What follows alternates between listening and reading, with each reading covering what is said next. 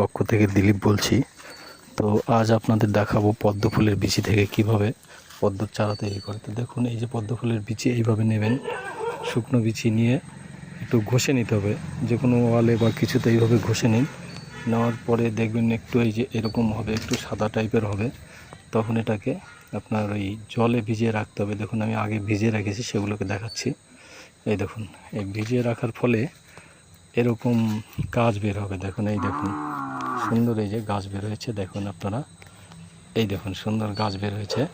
তো এরকম গাছ বের হবে। গাছ বের হওয়ার পরে এটা কয়েকদিন রাখতে হবে। রাখার পরে যখন শিকড় বের হবে তখন চারিতে লাগাতে হবে, বা টপে লাগাতে, বা হচ্ছে আপনার গামলা যেটাতে লাগাতে হবে। তো দেখুন এবার আপনাদের নিয়ে যাচ্ছি। এই চারাটা একটু বড় হওয়ার পরে লাগানো হয়, সেটা কীরকম তো দেখুন, দেখতে থাকুন।